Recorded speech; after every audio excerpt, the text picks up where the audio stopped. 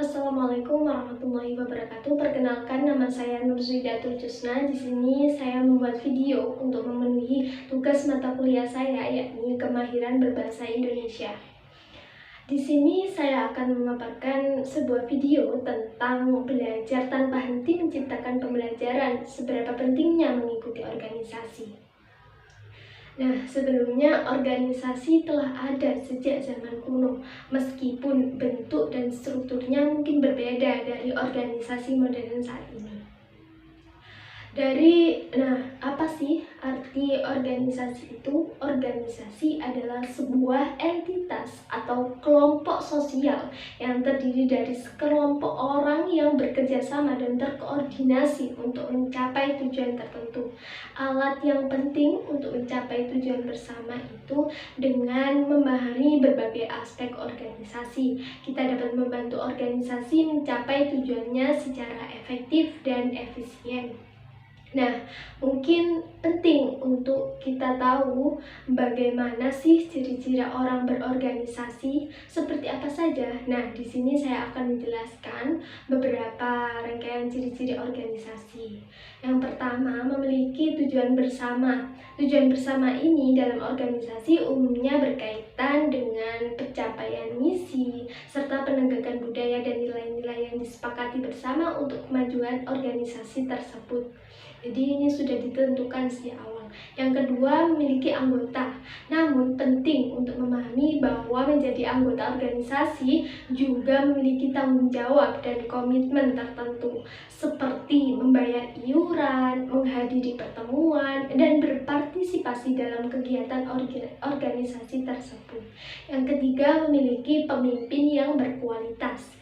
Karena dengan berjalannya program kerja yang dilaksanakan juga butuh dukungan lebih dari sebuah pemimpin untuk anggotanya. Yang keempat, memiliki aturan dan norma. Nah, ada juga nih macam-macam beberapa aspek penting terkait norma dan aturan organisasi. Yang pertama, kode etik dan perilaku. Kebanyakan organisasi memiliki kode etik atau pedoman perilaku yang harus dipatuhi oleh anggotanya. Yang kedua, kebijakan dan prosedur organisasi, seperti kebijakan kehadiran rapat dan agenda organisasi seringkali mengadakan rapat atau pertemuan secara teratur. Anggota diharapkan hadir dan berpartisipasi aktif dalam rapat tersebut, serta mengikuti agenda yang telah ditetapkan oleh ketua.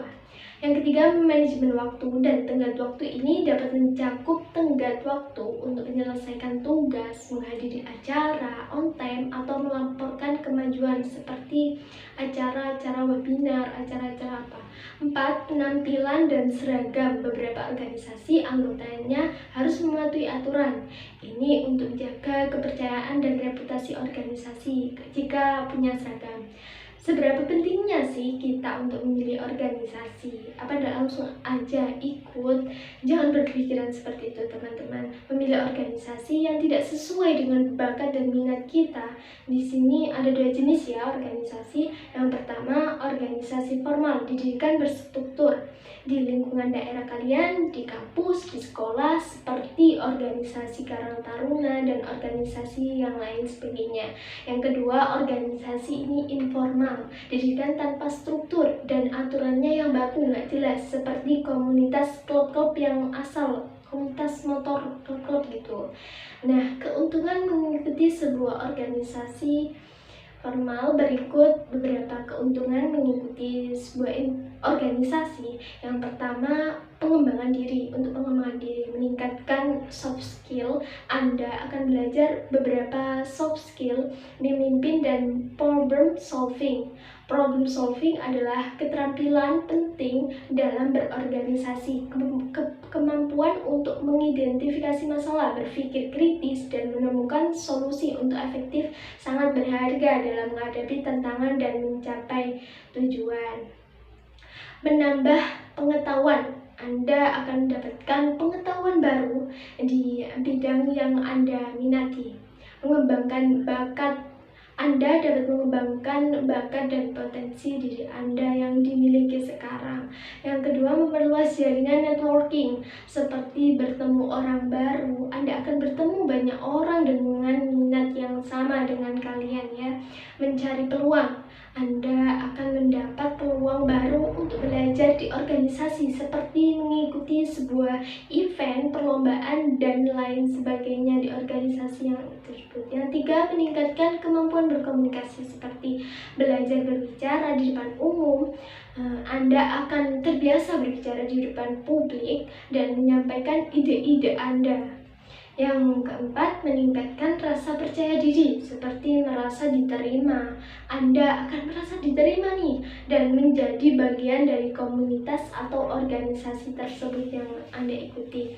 Yang merasa dihargai. Anda akan merasa dihargai atas kontribusi Anda yang sudah dijalankan sebagai panitia atau ketua pelaksana dan lain sebagainya. Yang kelima, meningkatkan kesempatan kerja, seperti memperkuat CV.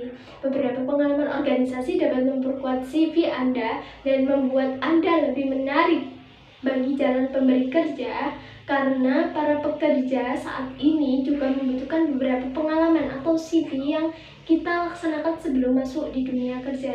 Itu mendapatkan rekomendasinya dapat merekomendasikan dari anggota organisasi yang dapat membantu Anda mendapatkan pekerjaan dengan membagikan informasi dan dapat dibantu oleh teman-teman seorganisasi kalian tersebut. Mungkin ada informasi atau lain sebagainya. Belajar cara kerja profesional. Anda akan belajar kerja profesional dan bagaimana bekerja dengan tim. Karena di organisasi sudah banyak dibekali bagaimana bekerja sama dengan tim untuk memberikan baiknya selama berproses bertahun-tahun di organisasi tersebut. Yang keenam, meningkatkan kepedulian sosial, seperti belajar tentang masalah sosial. Anda akan belajar tentang berbagai masalah sosial dan bagaimana mesti mengatasinya. Mengembangkan rasa tanggung jawab. Anda akan mengembangkan tanggung jawab terhadap organisasi jika dipilih sebagai ketua, sekretaris, ataupun yang lainnya. Sejak disitulah orang-orang percaya bahwasanya kamu mampu menduduki jabatan yang sekarang ditetapkan, terlaksanakan semaksimal mungkin. Yang ketujuh, mendapatkan pengalaman baru, seperti mencoba hal baru. Anda dapat mencoba hal baru yang mungkin tidak Anda lakukan di luar organisasi. Belajar dari orang lain. Anda dapat belajar dari pengalaman orang lain dan mendapatkan berbagai perspektif. Sudah memiliki beberapa pandangan dari orang lain, itu juga hal yang bagus untuk kita belajar, semakin mendorong diri kita untuk bergerak lebih semangat lagi gitu. Kesimpulan dari video kali ini, bagaimana mengikuti organisasi dapat memberikan banyak keuntungan bagi Anda. Anda dapat mengembangkan diri, memperluas jaringan, meningkatkan kemampuan berkomunikasi, meningkatkan rasa percaya diri, meningkatkan kesempatan kerja, meningkatkan kepedulian sosial, dan mendapatkan pengalaman baru tentunya. Tips dari saya, pilihlah organisasi yang sesuai dengan minat bakat Anda. Yang kedua, pastikan organisasi tersebut memiliki tujuan yang jelas dan bermanfaat bagi Anda dan masyarakat. Yang ketiga, berkomitmenlah untuk berkontribusi positif bagi organisasi kalian. Mungkin itu saja dari saya. Wassalamualaikum warahmatullahi wabarakatuh.